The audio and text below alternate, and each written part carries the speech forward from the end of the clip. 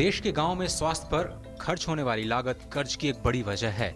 गरीब वर्ग के बड़े हिस्सों को दवाएं खरीदना खर्चीला पड़ता है और यही वजह है कि दवाओं की कीमतों को आम आदमी की पहुंच में लाना सरकार के लिए एक बड़ी चुनौती है। प्रधानमंत्री जन औषधि योजना को इसी चुनौती के एक समाधान के रूप में माना जा रहा है। योजना 1 जुलाई 2015 को शुरू की गई।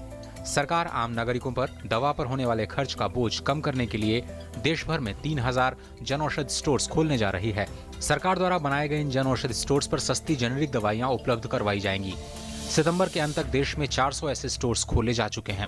उच्च गुणवत्ता वाली जेनेरिक दवाइयों को बाजार मूल्य से कम बेचने के उद्देश्य से इन स्टोर्स को खोला गया है। बाजार के मुकाबले इन स्टोर्स पर करीब आधी कीमत पर दवाएं मिल रही हैं। सरकार के एक सर्वे के मुताबिक देश में करीब 90% वरिष्ठ नागरिक दिन में कम से कम एक दवा ले रहे हैं और 60% लोग 2 दवाओं का सेवन कर रहे हैं। सरकार की कोशिश है कि इस वर्ग पर दवाओं के खर्च का बोझ कम किया जाए। औषधि भंडार गरीब व्यक्ति को, परिवार मेहनत करके गुजारा करता हो, सोचता हो 5 साल के बाद ये करेंगे, 10 साल के बाद ये करेंगे, कभी सोचता हो साइकिल लाएंगे, कभी सोचता हो बच्चों के लिए कोई अच्छे से कपड़े ले आएंगे, लेकिन परिवार में अगर एक व्यक्ति को बीमारी आ जाए तो गरीब के लिए तो 10 साल का पूरा प्लानिंग गड्ढे में चला जाता है, आर्थिक बोझ बन जाता है, कर्जदार बन जाता है। गरीब को सस्ती दवाई मिले, गरीब को दवाई के बिना मरने की नौबत ना आए, इसलिए पूरे देश में जन औषधि भंडारों का अभियान चलाया है।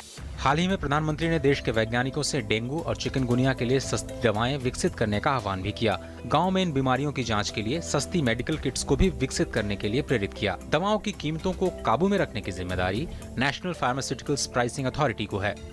जरूरी दवाओं की राष्ट्रीय सूची में करीब 900 दवाओं को शामिल किया गया है। इनमें से 467 दवाओं को मूल्य नियंत्रण के तहत लाया गया है। हाल ही में पैरासीटामोल और सेफ्रोडॉक्सिल जैसी दवाओं को पहली बार मूल्य नियंत्रण के तहत लाया गया। इन दवाओं की कीमत 23% तक कम की गई। आपके लिए जानना जरूरी है कि सरकार सभी दवाओं की MRP पर अपनी निगाह रखती है और नॉन शेड्यूल्ड दवाओं की कीमत 1 साल में 10% से ज्यादा नहीं बढ़ाई जा सकती। सरकार ये भी कोशिश कर रही है कि कैंसर और एड्स की करीब 50 दवाओं को सस्ती कीमत पर जनता को मुहैया कराया जाए। भारत को इस बात पर गर्व है कि पूरी दुनिया में जेनेरिक दवाओं के जरिए वो बड़ी मल्टीनेशनल द्वारा महंगी दवाओं का विकल्प पूरी दुनिया को उपलब्ध करा रहा है। भारत के इस रुख को संयुक्त राष्ट्र संघ का भी समर्थन मिला है। ब्यूरो इनपुट्स के साथ अजय मिश्र, DD न्यूज़, दिल्ली।